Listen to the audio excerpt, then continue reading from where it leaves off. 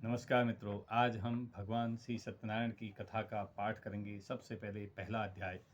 अथ प्रथमोऽध्यायः। व्यासोवाच एकदा नैमिषारण्ये ऋषयः सौनकादयः प्रपृच्छ मुनयः सर्वे सूतं पौराणिकं खलु। ऋषिवाच व्रतेन तपसा किं वा प्राप्स्ये वाञ्छितं फलं तत्सर्वं श्रोतुमिच्छामः कथयस्व महामुने। सूतोवाच नारदेनैव सम्पृष्टो भगवान् कमलापतिः सुरर्षये यथैवाहं तत्शृणुत्वं समाहिता। एकदा नारदो योगी पुनरानुग्रहकाङ्क्षया पर्यटन् विविधान् लोकान् मृतलोकमुपागतः। ततो दृष्टवान् जनान् सर्वान् नानाक्लेशमन्तान् नानायोनिसमुत्पन्नान् क्लेशमानान् स्वकर्मभिः केनोपायेन चेतेषां दुःखनाशो भवेत् ध्रुवम् इति सञ्चित्य मनसा विष्णुलोकं गतस्तदा। तत्र नारायणं देवं शुक्लवर्णचतुर्भुजं शङ्खचक्रगदापद्मं वनमाला विभूषितं दृष्ट्वा तं देवदेवेशं स्तोतुं समुचक्रमे। नारदोवाच नमो वङ्गमनसातीतं रूपायानन्तशक्तये आदिमध्यान्तहीनाय निर्गुणाय गुणात्मदे सर्वेषामादिभूताय भक्तानामार्तिनाशने। श्रुत्वा स्तोत्रं ततो विष्णु नारदं प्रतिभासत। श्रीभगवानुवाच किमर्थं मागतोऽसि त्वं किं ते मनसि वर्तते कथायस्व महाभागो तत्सर्वं कथयामि ते। नारदोवाच मृतलोके जना सर्वे नानाक्लेशमन्वितान् नानायोनिसमुत्पन्नान् वञ्चिते पापकर्मभिः तत्कथं समयेन्नाथं लघुपायेन तद्वत् श्रोतुमिच्छामि तत्सर्वं कृपास्ति यदि ते मयि। श्रीभगवानुवाच साधु प्रश्नं त्वया वत्स लोकानुग्रहकाङ्क्षया यत् कृत्वा मुञ्चते मोहात् तत्शृणुत्वं वदामि ते। व्रतमस्ति महत्पुण्यं स्वर्गे मृते च दुर्लभं तव स्नेहान् मया वत्स प्रकाशः क्रियते अधुना।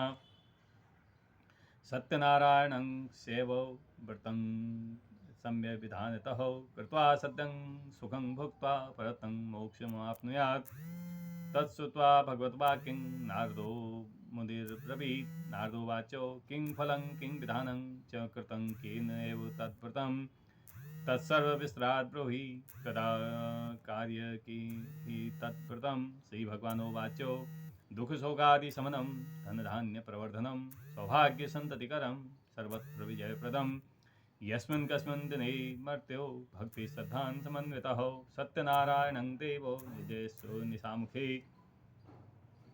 ब्राह्मणे बान्धवैश्चैव संहितो धर्मतत्परः नैवेद्यं भक्तितो दद्या सत्पादं भक्ष्यमुत्तमं दम्भाफलं घृतं क्षीरं गोधूमस्य च चूर्णकम् अभावे शालिचूर्णे वा शर्करा वा गुडस्तथा सपादं सर्वभक्ष्याणि चैकीकृतं निवेदयेत्।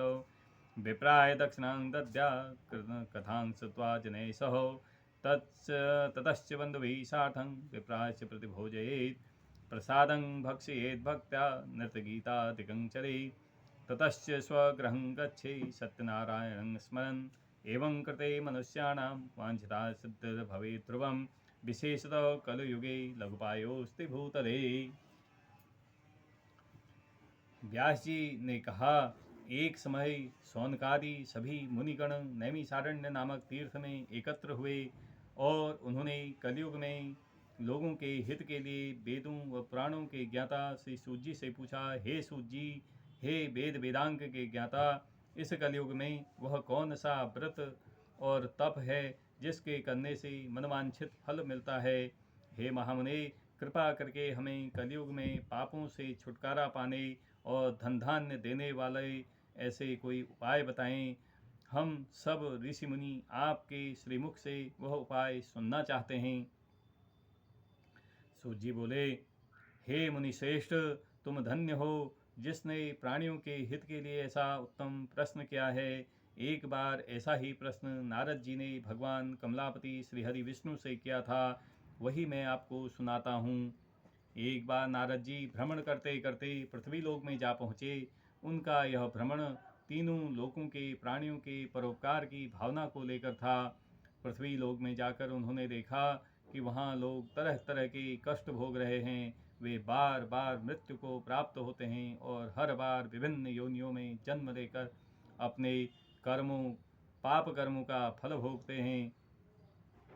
उन सभी दुखी प्राणियों को देखकर नारद जी सोचने लगे कि इनका कष्ट किस प्रकार दूर हो।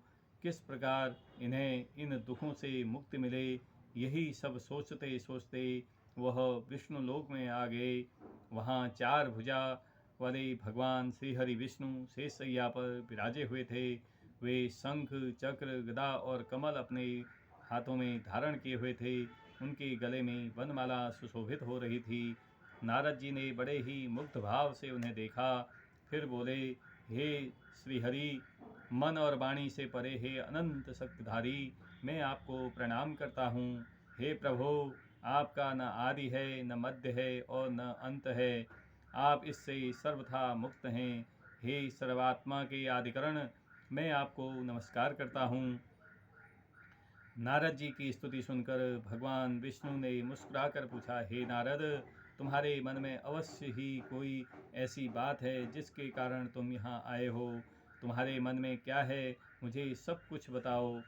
भगवान के ऐसे वचन सुनकर नारद जी ने कहा, हे प्रभो, मृत्युलोक के प्राणी अपने पाप कर्मों के कारण बार बार विभिन्न योनियों में जन्म लेकर कष्ट भोग रहे हैं। हे भगवान, यदि आप मुझ पर कृपा रखते हैं तो इन प्राणियों के दुख दूर करने का कोई सुगम एवं छोटा उपाय बताएं। भगवान श्री विष्णु बोले, हे नारद, तुम हमेशा सबका हित चाहते हो, तुम साधु हो। प्राणियों के कल्याण के लिए तुमने यह बहुत ही बड़ा उत्तम प्रश्न किया है। मैं तुम्हें बताता हूँ कि किस व्रत को करने से व्यक्ति मोह से छूट जाता है। हे नारद, जो व्रत मैं तुम्हें बताने जा रहा हूँ, यह स्वर्ग और मृत्यु दोनों ही लोकों में परम दुर्लभ है। किंतु तुम्हारे स्नेह के कारण मैं तुम्हें इस व्रत का पूरा विधि विधान बताता हूँ। हे नारद, भगवान सत्यनारायण का विधिपूर्वक व्रत करने से तत्काल ही सुख प्राप्त होता है और अंत में प्राणी मोक्ष का अधिकारी हो जाता है। श्री विष्णु जी के मुख से ऐसे प्रीति युक्त वचन सुनकर नारद जी ने पूछा, प्रभो, इस व्रत के करने से क्या फल प्राप्त होता है, इसकी विधि और समय क्या है, तथा इसे पहले किस किस ने किया है, कृपा कर यह सभी विस्तार पूर्वक बताएं। तब भगवान श्री विष्णु ने कहा, हे नारद, यह व्रत दुख और शोक को दूर करने वाला है। दुख शोकादि शमनम, धन धान्य प्रवर्धनम, सौभाग्य संततिकरम, सर्वत्र विजय प्रदम। यानी कि यह व्रत दुख और शोक का नाश करने वाला है, धन और धान्य को बढ़ाने वाला है, सौभाग्य और संतान की प्राप्ति कराने वाला है, प्राणियों को चारों दिशाओं में विजय श्री दिलाने वाला है। इस व्रत को जो कोई भी व्यक्ति किसी भी दिन पूर्ण श्रद्धा व भक्ति के साथ करता है, उसकी मनोकामनाएं पूर्ण होती हैं।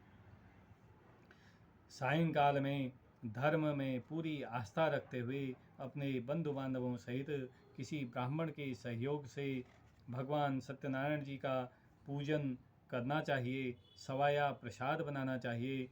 प्रसाद में केले का फल, घी, दूध, गेहूं का आटा लेना चाहिए। यदि गेहूं का आटा उपलब्ध ना हो तो चावल का आटा लें और उसमें शक्कर के स्थान पर गुड़ मिला दें। यह सब मिलाकर सवाया बना नैवेद्य भगवान को अर्पित करें। इसके बाद कथा सुनकर प्रसाद ग्रहण करना चाहिए तथा ब्राह्मणों को दक्षिणा देनी चाहिए। बंधु बांधवों सहित ब्राह्मणों को भोजन कराकर स्वयं भी भोजन करना चाहिए। प्रसाद आदि ग्रहण करने के बाद भजन कीर्तन आदि करना चाहिए। फिर भगवान सत्यनारायण का स्मरण करते हुए सभी बंधु बांधव अपने घरों को प्रस्थान करें। इस प्रकार जो भी भगवान श्री सत्यनारायण जी का व्रत व पूजन करता है, उसकी सभी मनोकामनाएं पूर्ण होती हैं। इस कलयुग में दुख और दरिद्रता से छुटकारा पाने का इससे छोटा और सुगम कोई उपाय नहीं है। श्री स्कंद पुराणे देवारखंडे श्री सत्यनारायण व्रतकथायां प्रथमोध्यायः। श्री सत्यनारायण देवाय अर्पणमस्तु। श्रीमन्नारायण नारायण नारायण, लक्ष्मी नारायण नारायण नारायण।